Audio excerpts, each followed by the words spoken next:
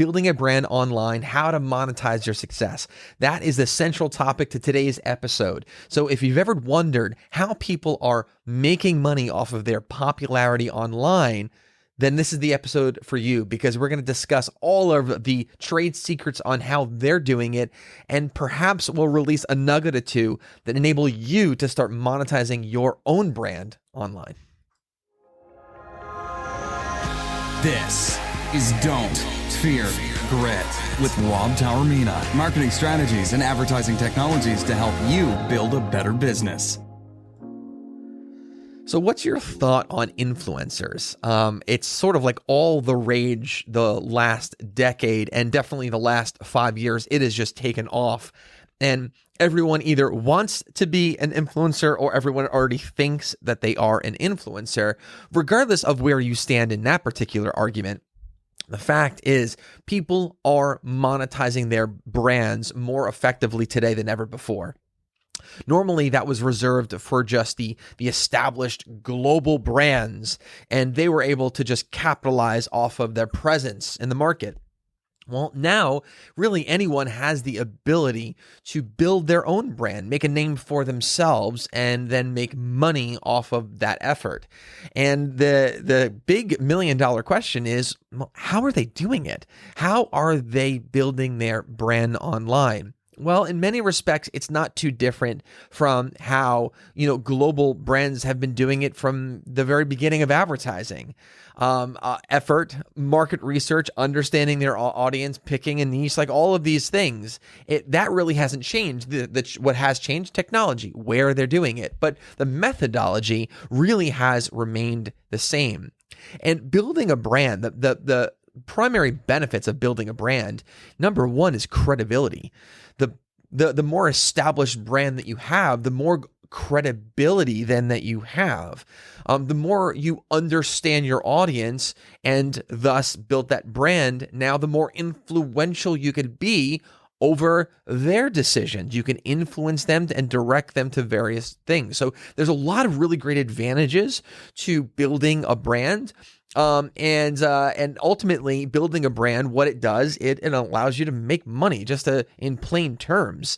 And that's sort of that thing that everyone wants to be able to benefit from, right? They want this thing that they can make money off of. Now, where the trap that a lot of people fall into is saying that they want to be a Instagram, we'll just use Instagram, it could be TikTok, whatever, but like a social media influencer. So the idea is I'm going to build as many followers as I can, and therefore I have this big brand, I'm an influencer, and then I can make money off of it.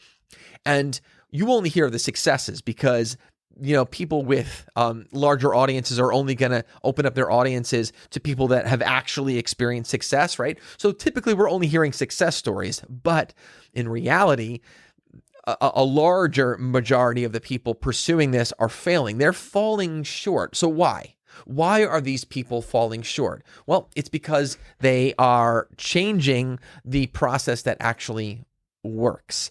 They're building the aesthetics of a brand, which is, let's say, having thousands upon thousands or maybe even millions on billions of followers, but they didn't do it the right way. Either they're fake or they did not develop their niche the right way. I remember speaking to a friend of mine years ago about this, and they hired someone who was apparently an Instagram influencer, had about 1 million followers on Instagram. That's a lot of followers. And so they paid this person a tremendous amount of money to represent the product. And unfortunately, this person was not able to influence their audience to make a single sale. It was a donut hole. It resulted in absolutely zero sales. So why? That begs the question, why? Well, number one, because that individual did not actually have an established brand, which means they had no credibility with the people that were following their account, and they had no influence, real influence over their account. It was just simply aesthetic numbers. So that's one thing that I want you to go into the process of building a brand and understand that in order to properly monetize it, you have to have a niche and you have to target and know your your audience. Knowing your niche is incredibly important. Stick to it. Don't have this broad stroke and be like, I'm going to reach all 7-8 billion people in the world. Well, that's not going to land very well, and it's going to be a very, very challenging journey for you. And the more narrow you can specify your niche, actually the more successful you'll be. I know a lot of people will think, well, if I get too narrow and now I'm only reaching a potential audience of only 500,000 people versus if I broaden it, I can reach 100 million people. Isn't that better? No, it's actually not, because your message and what you're doing is going to get lost. But the more narrow you can get, the more specific you can get. That means you can custom tailor your message, your product, your service, what you're doing, your brand colors, every element to that specific person, which thus increases your ability to convert that individual into a potential sale later on, which means, guess what? You can monetize your brand. Now, there's a few examples of brands that do this really, really well. And two examples of brands that do it really, really well are the Dollar Shave Club and Birchbox. Now, Birchbox is a subscription-based service that delivers curated samples of beauty and grooming products to customers. And they found their niche by focusing on the personal care market and targeting customers who are interested in trying new products, but don't have the time to research them on their own. Super, super specific. Now, the Dollar Shave Club, also a subscription-based service, and they deliver razors and other grooming products to customers. Now, they found their niche by targeting men who were tired of high prices of traditional razor blades and wanted a more affordable option. Now, that sounds pretty specific. We're talking about a market, a group of people, men for the Dollar Shave Club, who used only razors, and they were getting even more narrow. They did people who did not want to pay the overpriced or high prices for razors, right? They kept on narrowing it down even more. They said, all right, we're going to go after men. We're going to go after guys who wanted razors. We're going to go after guys who wanted razors who felt like they paid too much money. We're going to go after guys who wanted razors who felt like they were paying too much money and wanted a subscription model, right? So they kept on getting narrow. And that is what contributed to their success, because they were able to create an experience custom tailored to pretty much a single individual. And that custom experience has helped them to become incredibly successful. Now, what are some types of valuable content? What are some tips that we can pull from Dollar Shave Club and from Birchbox on how to create this content and how to engage with the audience? Well, number one, understand your audience. You heard me say this earlier. One of the most important tips for creating valuable content is to understand your target audience. You need to know what your audience interests are, what their needs are, what their pain points are, in order to create content that will resonate with them. This is going to ultimately help you to create content that is relevant, interesting, and valuable for your audience. Now, the other one is to use various forms of content. People consume content in different ways, so it's important to use various formats of content, such as could be articles, videos, infographics, podcasts, like you guys are listening to right now. This will help you to reach a wider audience and ensure that your content is easily accessible to different types of learners. Very important to listen to that word, learners. Additionally, this can also help you to engage with your audience more effectively by providing different options for them to consume your content. You know, it's very arrogant to assume that all of your customers or your entire audience is only listening or watching in one way. That's very arrogant, and it's going to lead to you to set yourself up for failure. The reality of it is your audience is consuming content in many different ways. And remember, social media is not an answer. Because even within this umbrella of social media, there's many different platforms, thus different ways people are consuming content. TikTok is different than Instagram, which is different than Facebook, which is different than Twitter, which is different than YouTube, which is different than Pinterest, and the list goes on and on and on. And each one of those platforms has really created a culture and trained their users to consume information in a certain way. Therefore, you have to create content based on the expectation on how people are, in fact, consuming that content. You could say all you want about your level of arrogance, that I'm only doing this, and if people want it, then this is where they're going to have to go. Well, then I'm going to rephrase it this way. If you're going to be so arrogant as to say that the only way that people are going to be able to consume your content is if they go on the platforms that you're comfortable with, well, then I'm going to reword it for you. Then you're going to have to be comfortable with the fact that you're only going to make a certain amount of money. You're only going to be able to scale your business to a certain amount, and you're only going to reach a limited audience. You're limiting your ability to infiltrate and influence the market if you are going to allow your arrogance to influence your decision. Does that make sense to you guys? It's so important for us to understand the market more than what we just can see. We've got to dig a little bit deeper, look under the surface, and it will reveal to us amazing opportunities. There's so much more opportunities for us than the things that we can just see that's right in front of us. So those were some of the tips for creating valuable content and as far as engaging with your audience, here's sort of, I'm going to add some more value here. I wasn't going to say this, but I'm going to add some more value here. You want to encourage engagement with your content. Your content is not just a glorified sales pitch let me get my camera. For those who are watching, I'm sorry here. I'm going to get my camera back. I want to talk to you guys here, right? So if you're listening, sorry, this is not for you, this message, but the message is, but the visual is not, right? So, but I want to talk to you guys here. It is so important for us to understand that the messaging that we're releasing, it could be an advertisement, a piece of content, a video, a picture, whatever the graphic that we're designing. It shouldn't just be a glorified sales pitch. It should not be a glorified brochure or a postcard. It should be you should be able to interact with it. You should encourage the people who are seeing it to interact with it. You want engagement. It's social media. It literally has the word social that categorizes the platforms that they're on. So if you are going to put a piece of content on a social media platform, it better have some layer of engagement built into it. Because if it's just a postcard, don't complain if you don't get people to respond. There, I said it.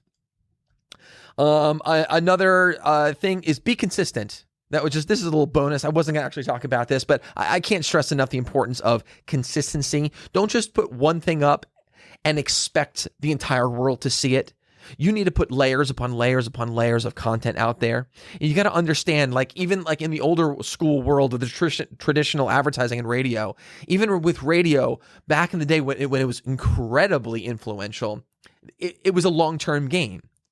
It was a game, right? And they knew, and everyone knew in the advertising world, you can't just make one radio spot and expect it to be a game changer and move the needle for your business. You knew that you needed to be committed for several months, and you need to be doing hundreds of spots in order for your message to actually infiltrate the market and actually develop the brand. Radio advertising was about brand development. The same thing with social media. Now, where you could be more influential faster, you absolutely still need consistency to make sure you remain top of mind. Let's talk about some obstacles here, because I know there's I got a little bit of a heavy tone, man. The last couple episodes, I've been I've been allowing this heavier tone to sort of come through, and I'm unapologetic about that, because these are just subjects that I'm incredibly passionate about, and these are also subjects that I sometimes get a little bit frustrated over, because people don't listen, and sometimes, and I know a lot of you can relate to this, and I know this is a strong statement, but you guys can relate. Think about what it is that you're doing that you're really good at. Your business, if you're a teacher, and like you're pretty good at it, and then someone who enters a conversation with you who has no experience, never studied it, never has ever used whatever, if it's a product, whatever, like has just zero knowledge on it, but they enter the picture as an authority and they're trying to tell you what to do. It's somewhat frustrating, right? So that's why for this is like a sort of like, it touches on that a little bit for me, because I see the problem that people are having. I can identify these obstacles and I can identify it for them, but they don't want to see that it's an obstacle for themselves. I mean, my goodness, that's a whole other episode, and maybe we'll go into that, because there's a whole psychological component to that, and that really is a barrier for a lot of people. But that's not what this particular show is about. But this is just to explain to you guys sort of where I'm coming from, why the last few episodes of the show I've had a little bit of a stronger tone, and because typically I try to be like super, super sensitive to everyone listening in, and I'm still being sensitive, but in this case, I'm being sensitive to potentially what the problems could be, and I don't want you to have problems. I want everyone to be successful. I genuinely want everyone listening to be incredibly successful. I want them to be more successful than I am. I want them to be more successful than they realize that they can be. So that's sort of where I'm coming from, just to explain a little bit more why maybe you feel like, man, wow, Rob's tone has changed over the last few episodes. I agree it has, but there's good reason to it, and it's probably not going to last long anyway, this particular tone. But anyway, let's talk about two difficulties. These are obstacles that, if you already haven't experienced this, that I'm trying to manage expectation here, right? So these are two obstacles that could arise when monetizing a brand. But I'm not just going to give you the problem, the obstacles. Obviously, I'm going to give you the solution as well. But two of the obstacles are, one is measuring ROI. It is a challenge for people to accurately measure the return on investments on projects like brand development and then monetizing that brand, because there's elements to a brand that it's hard to track. So a common obstacle when monetizing a brand, it's just difficult in measuring that return from different monetization strategies. So to overcome though this obstacle, what I recommend is to use analytics and metrics as much as possible to track the progress, and then you'll able to more accurately measure the success of these various monetization efforts. The second one is it's difficult to scale, and this arises when monetizing a brand. It's difficult to scale because the business, like you start to reach a certain amount of people. I'm talking about just brand development here, right? And a lot of people get stuck, right? They grow, and then they reach a certain level of audience, and then they're not able to scale anymore. And then the thing is, in order to like monetizing a brand is directly linked to the scalability of that brand. In order to be able to make more money, you have to build a bigger brand, build a bigger audience, right? So that is a common obstacle there. And what I sort of recommend is to give yourself opportunity to grow your audience on other channels. This is sort of what I was saying earlier, not limiting your ability to reach people on just the platforms that you're comfortable with. So you might start launching your brand, and I actually recommend this as a growth strategy, or a launch strategy rather, is you first launch brands on the platforms you're most familiar with and you use the most. And once you do that, you're gonna hit a point where you feel like you're not growing at the same rate you were.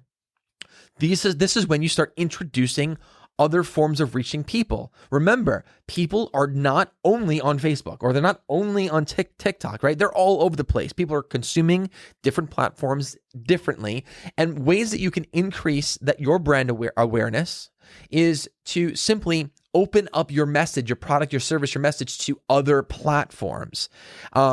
which is one of the reasons, by the way, why I absolutely am obsessed with podcasting, because podcasting is one of those few things that allows you to infiltrate a lot of things versus it just being one thing. Like, podcasting is not just podcasting. Podcasting has so many arms and legs and infiltrates so many things. It's amazing. But that's why, like, in order to be able to really elevate your brand, ways that you could do that is introducing email marketing, newsletters. You can then introduce, like, obviously, like, podcast in a traditional audio format.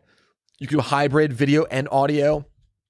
You can then start introducing other people into your brand. You can actually start now increasing your audience by branching off. Like, remember, when you start, you're going to be very niche specific. But then once you start elevating your brand, building your brand, one way to expand the brand is to introduce other products. The Dollar Shave Club is a great example. They started off just razors.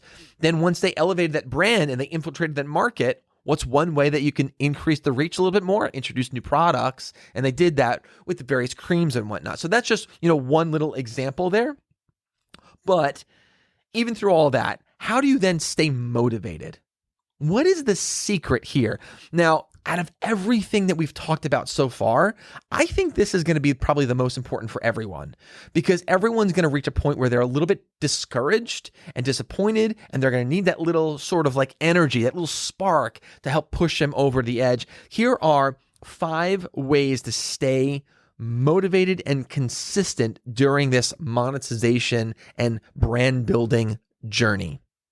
1, set clear and measurable goals. Setting clear and measurable goals can help to keep you motivated and on track during the monetization process. And now these goals, they should be very, very specific, right? They should be specific, measurable, attainable, relevant, and time bound. Remember the whole SMART thing? We did a whole episode on SMART, the acronym SMART. If you've never heard it, I did not come up with that. You can Google it. It is actually amazing. But by having a clear understanding of what you want to achieve, you'll be able to stay focused and motivated to actually achieve them. The next one is manageable tasks. You want to break down the process into manageable tasks. Now, monetizing a brand can seem like this daunting task, especially if you're just starting out. To stay motivated and consistent, it's important to break the process down into even smaller, manageable tasks. This will make it easier to focus on one thing at a time and will help you to see the progress that you're actually making. Next, track your progress. You want to keep track of your progress. By doing this, it can help you to stay motivated and it'll help you to stay consistent. Measuring and monitoring your progress will give you a sense of accomplishment, and it'll help you to see the progress that you're actually making. Don't assume that you're going to remember all this stuff. Keep track of it. This can also help you to identify maybe where you need to make some adjustments and improvements in this particular, monetization brand growing strategy. Next, surround yourself with like-minded people. I can't emphasize this one enough. You got to do it. You are going to be the average of the 5 most successful people in your life. And if you are outperforming all 5 of them, well, then you got to level up. You got to level up than the people that are around you. Being surrounded by people who share similar goals and values can help you to stay motivated and consistent.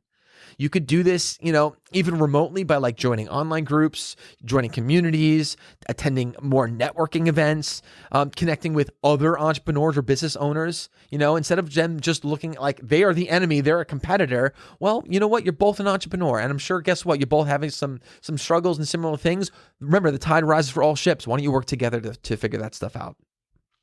And the last thing I want to touch on here is the reward yourself. Why is this such a bad thing to do? You should. Don't forget to reward yourself for all the hard work and accomplishments along the way.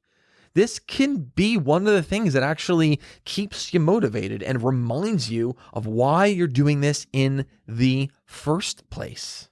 The last thing before we close out here is I want to give you guys some actionable steps to start monetizing your brand. Now, you probably already have a ton of ideas after listening to the show. And I'm just going to maybe say a few more things here that might spark an interest somewhere, right? And one actionable step that for people to start monetizing their own online brand would actually be first to conduct thorough market research. I do a tremendous amount of market research. I'm not going to assume that I know everything all of the time and I have a crystal ball. I don't. I actually rely on market research to make a lot of decisions. And I want to encourage everyone to also put a lot of value into doing that.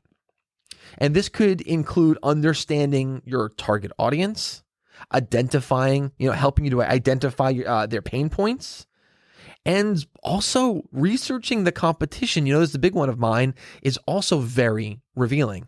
But by gaining a clearer understanding of the market, you're going to be able to identify opportunities to make money that will align with your brand values and your mission. That's very important in order to sort of maintain this consistent level of motivation. And then once you have this good understanding of the market, then start to experiment. Just do it. Don't research anymore. At that point, just do it. And the best next step is actually just taking the next step. And try different monetization strategies. Some will work, some might not work. Some need tweaking, right? And along the way, in order to identify the ones that work and don't work and the ones that need tweaking, well, guess what? You're going to measure those results. You're going to keep track of all that stuff. And from there, you can develop a more refined monetization plan that's going to be custom tailored to what it is that you're doing. And before you know it, you're going to have this established brand that you're making money off of. Now, before we close out the show, I want to actually put a dollar figure on this.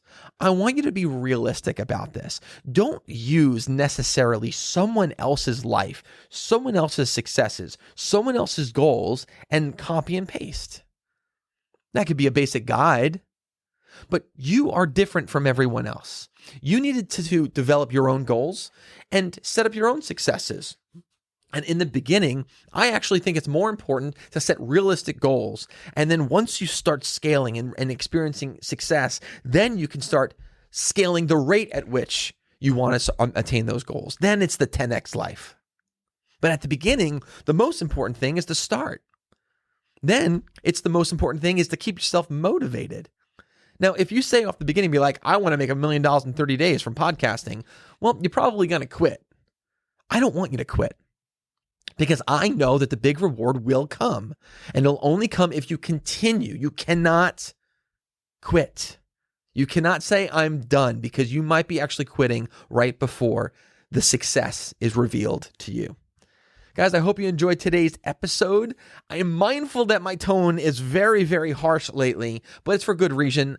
Good reason. I care about you guys. I want you to be successful, and sometimes you just need the cold, hard truth. So remember, don't fear the process. Don't fear grit. Invite more people to this amazing community. Please share this podcast with others, and we will see you next time. Take care.